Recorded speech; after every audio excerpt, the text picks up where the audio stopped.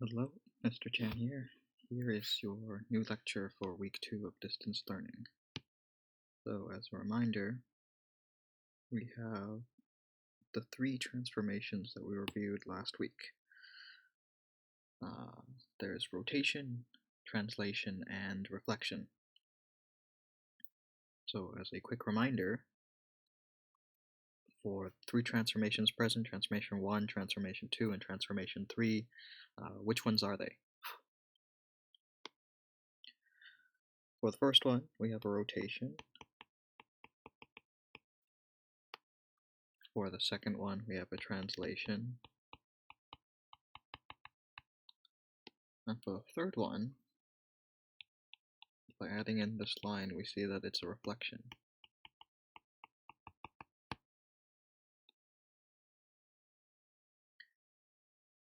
The important point here is that after you perform this series of this series of transformations, otherwise known as composite transformations, all the shapes are the same, even though I named them all by different letters. All 4 triangles here are congruent. And more specifically, are all these triangles the same size? Yes. Are they all the same shape? So we zoom out and we can see, yes. This is what it means to be congruent in geometry. Same size, same shape. And doing these rigid transformations, rotation, translation, or reflection, maintains congruence. It preserves the size and the shape.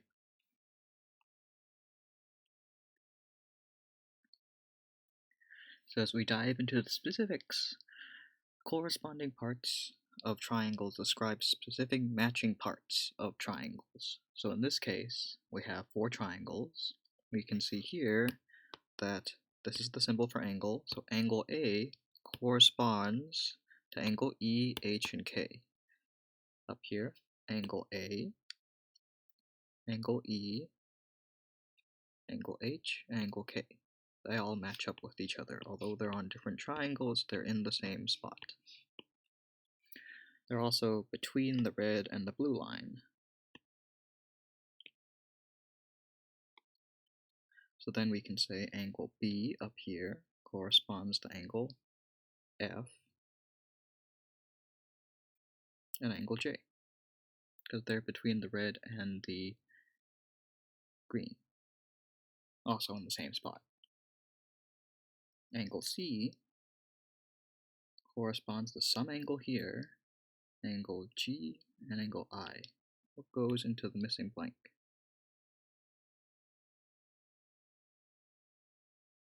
You can see that the one that corresponds to C here, that's missing from this one, is angle D.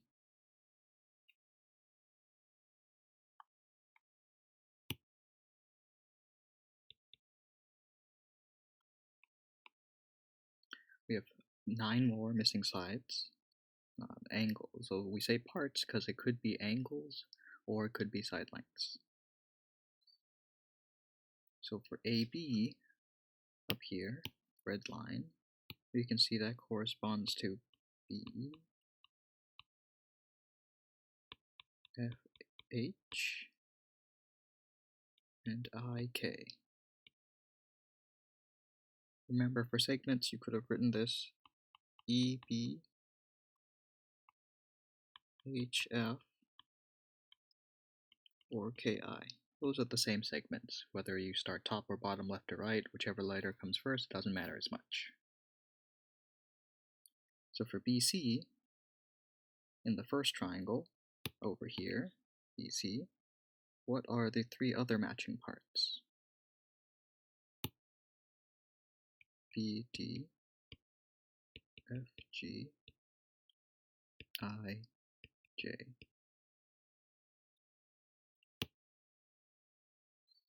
AC, for the first one, we gotta name all 3 other corresponding parts.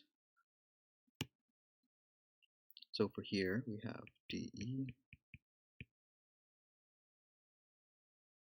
HG, and one more.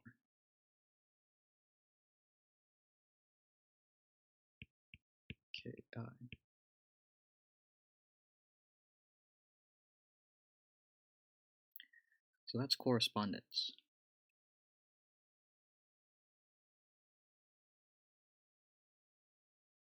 Here are a couple more questions.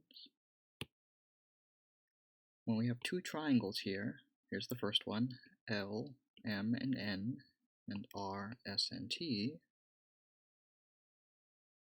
Do angle L and angle R correspond to each other?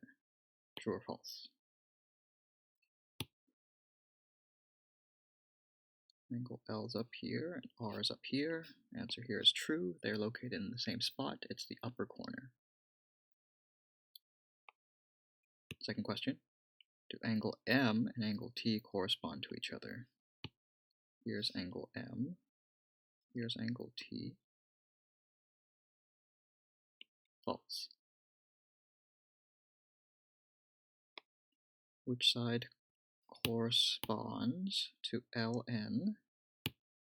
Here is LN.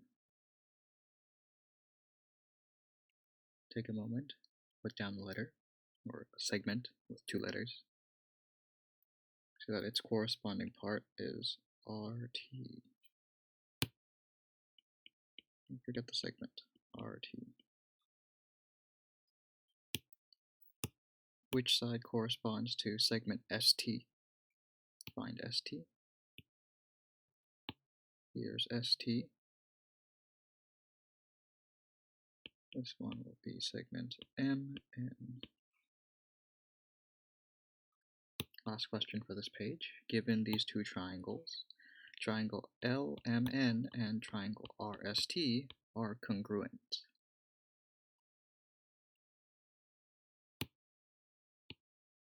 That is not the case. As you can see, they have corresponding parts, but they are not congruent because they're not the same size. They are the same shape because they're both triangles.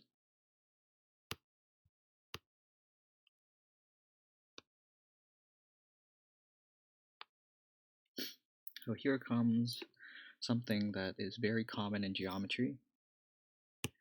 Two triangles are congruent if and only if there is a correspondence such that their corresponding parts are congruent.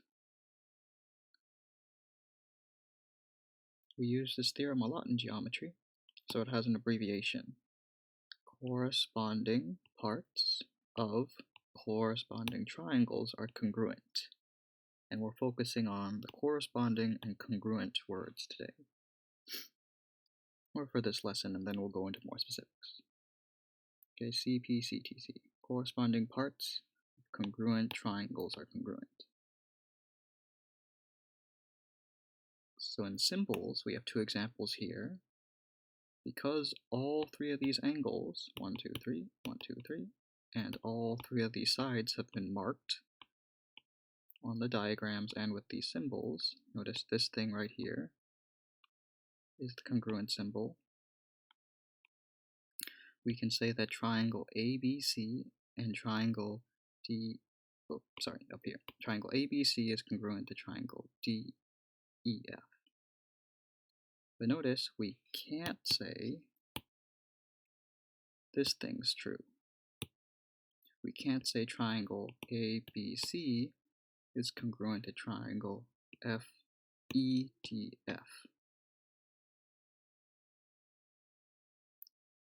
Do we see why? ABC, EDF. Because the parts don't correspond. So the order of your letters really matters here. So A, B, C, right, as you write it, notice the order. We started in the corner in the left, went to the top, then went to the right. That order really matters. We could have written it like this, CBA. Now notice we started at the right, so now we have to start with the right corner of the triangle F, going up to E, and then to the left, D. These are okay.